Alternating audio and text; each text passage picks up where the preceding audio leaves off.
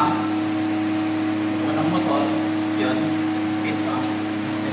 Yan ang nakalagay ng pump. Gagalawin ito. Para hindi mag-high pressure. Feed pump, RO, product, yun. Kapag pupuno ng product tank, level 2, sama. Naka-interlock yan. Pahitian mo yung RO, hindi gagana. Pag hindi ito nakabukas. Ngayon, dahil automatic na yung softener, wala nang patay sa gabi. Pwede rin patayin dahil pina-adjust pina-adjust na, ginawa ng 7. So, pwede patayin. Kasi pag pasok kinabukasan, buksan, kasi baka mag-backward ng alas 7, kailangan niya ng pressure. Kaya pang alas 7, buksan na. Yan. So, kung pupuno ng product ka, itong dalawa, pag-re-refill, itong dalawa. So, inayos lang namin yung writing lahat. Hindi lang namin ginalaw is ito. Ayun. So, yun nga. Napapangitan kasi kami. Ako, pangitan. Diba dapat iiwan natin yung drain ito? The blue. Kaya kinapos kami ng grupo ng games. Wala. Dapat ang naka-array lang yan. Yan, nakalagay na yung mga games. So, madali na malalaman dito kung alin ang parado. Kunyari dito, 60. Pag labas na dito, 50 lang. Or 45. Parado. 60. 55. Pagdating dito, nag-30. Ito parado. Basta hindi dapat nalampas ng 10 ang difference. 10 PSI. So, yan makikita. Ito ng dalawa na manual. Kaya bawas sa trabaho. Dahil ang ibang bawas nila, 2 na lang. Instead na 5. Yung softener, automatic pa. At yung power supply. Yan namin ang outlet. Yan. So, pag umiilaw to, ibig sabihin naka-online. Online siya. Pag nawala yan, pag nawala yung running lights, huwag dapat mag-cut-off. Kasi pag nawala to, backwash yun. Kaya mo lang yung backwash. Pag nakalag, up and down sabay. Nawala ba? Pag na up and down sabay, hanggang sa madilig yung beep, nawala na yung lock. Dino, pinutin mo ulit, mababago mo na yung oras. Kung anong oras ngayon, kung nakailaw yung patay mo, kung anong oras ngayon, yun ang oras niya dapat. 3:38 p.m. Military time ko. So, ba? Yan, sumatra na. Sinate ko, yung means naman. Dan, bawas. Save.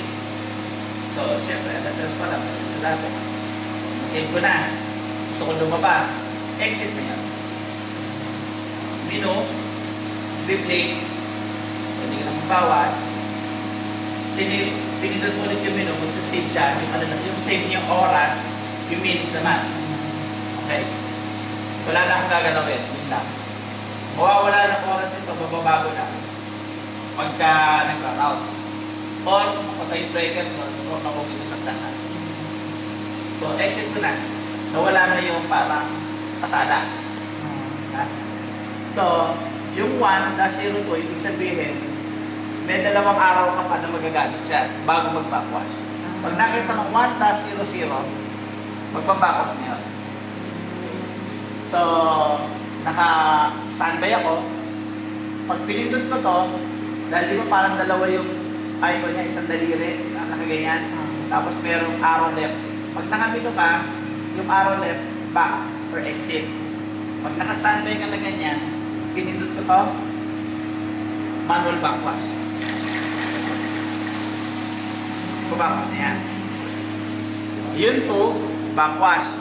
10 minutes. Skip ko ulit. Para pinakikita ko lang yung cycle. 5 cycle nito. Magkaya din ng manual. Yun po, backwash. 10 minutes. Yun 3, higop ng asin. Yung regeneration. 3, 20 minutes yun. Skip ko. Yung 4, babalik siya ng tubig sa asinan. 4.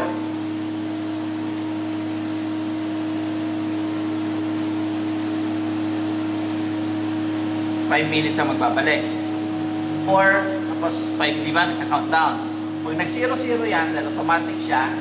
Ito kaya kung kapilit nyo, skip ko lang. Hindi ko na tinatapos sa oras kasi dinidemo ko lang yung cycle. Yung 4, balik ng tubig sa asinan. Skip.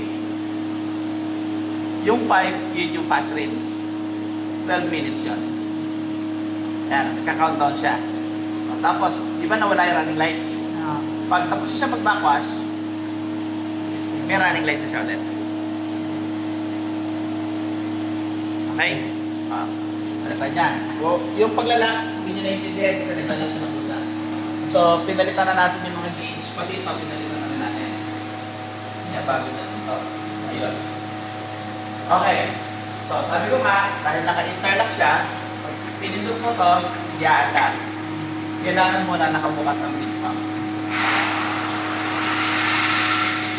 So, ngayon, yung pressure after ng softener.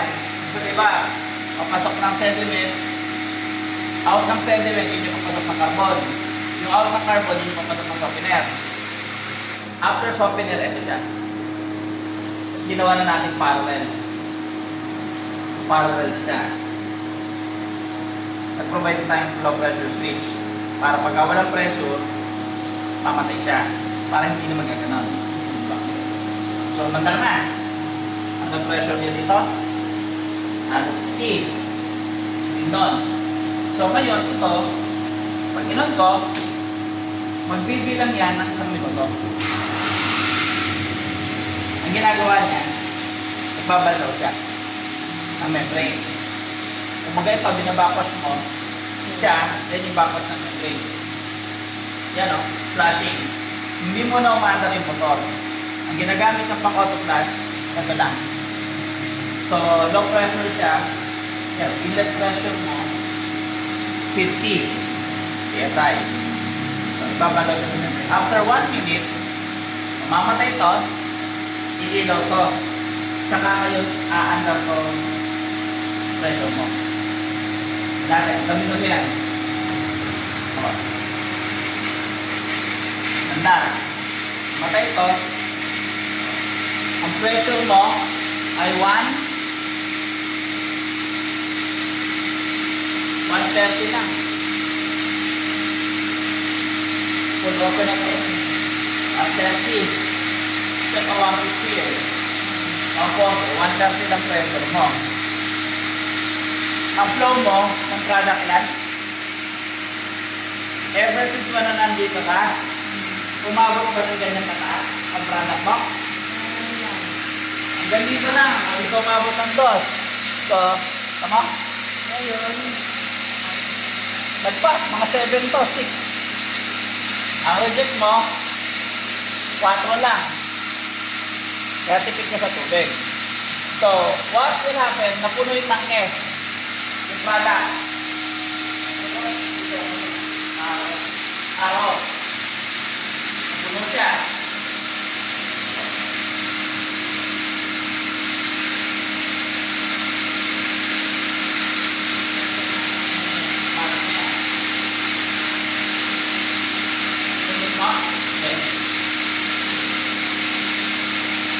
Nakukon mo. Ayan. Namatay siya.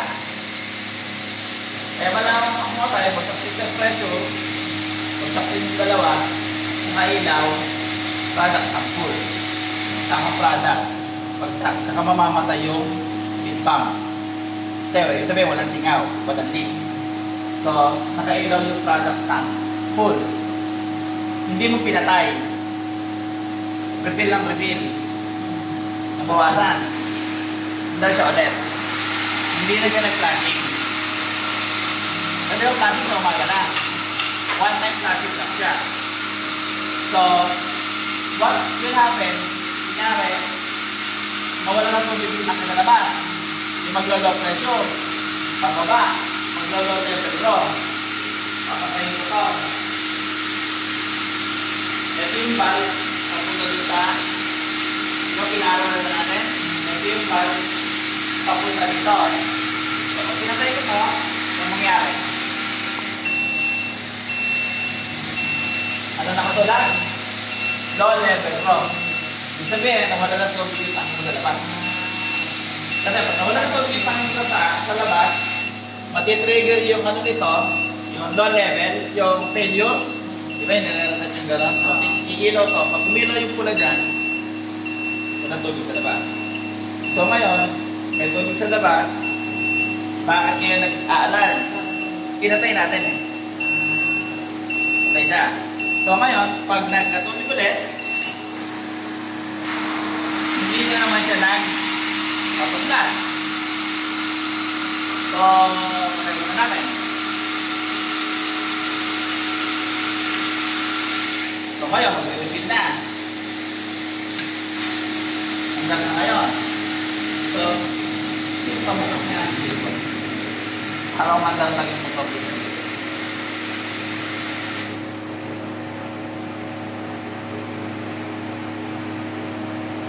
Yan, okay, diba? Mandar yung motor. So, what if ano ka? Kasi ibigay sa container niya. So, mandar yung motor. Okay.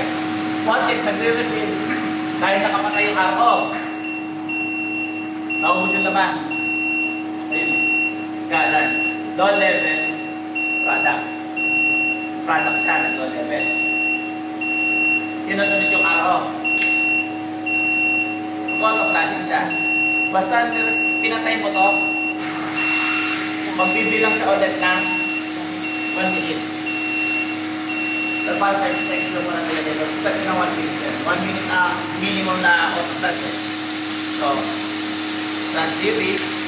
Eto, dahil iba texture nitong box eh, hindi siya kumakapit ka agad. Alahap na lang ng alam. Scotch tape yun. Hindi na lang, kalagay mo yung iba ng scotch tape. Para lang hindi tumitikwas eh, kanina pa ako lang na ganyan. Kasi yung texture niya, tapos glossy pa. Lagyan mo na ng scotch. Ayan. Punta na to ulit. UV mo, nice na rin natin. Isa. Isa. Check natin, ilaw ba? Yan. Hindi ako nang galawin. Pero dapat ilaw yan. So ulit. Wala na tubig. Hanggang siya. Alam. Low level. So, ulit. So guys, mapuno siya. Basta tignan mo mapuno. Mamatay siya. Puno ang kabila. Diba na puno siya?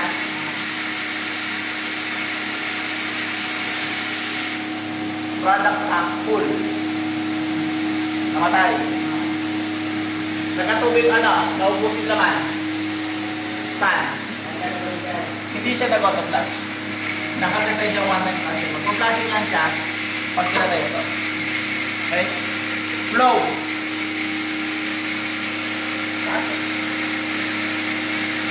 130 lang. What? Thank you yung speed pump. Namatay pala yun. Pagkita siya. Masais siya. Pagkating ko.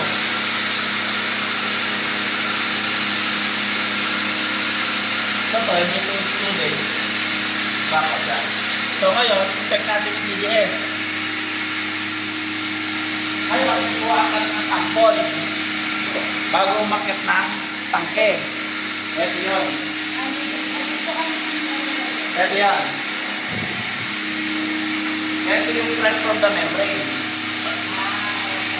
So, bago umakyat ng tangke, kuha ka ng tampon. Na-answer na DDS, hindi dumaan ang filter.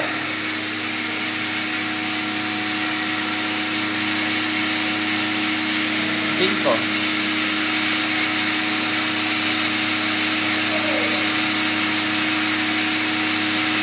Cinco lang yung DDS.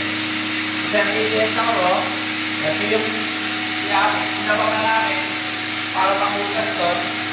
Nagilisahan ni Alden. Ito yung filtered water. Filter daw. Itong water. 279.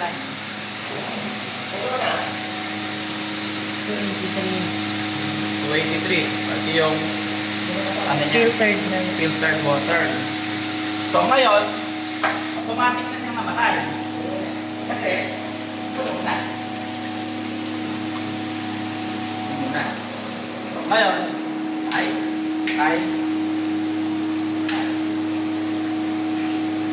para bukas, production, dito ko lang to, nag-repeat sila, mabawasan, pa-flash na.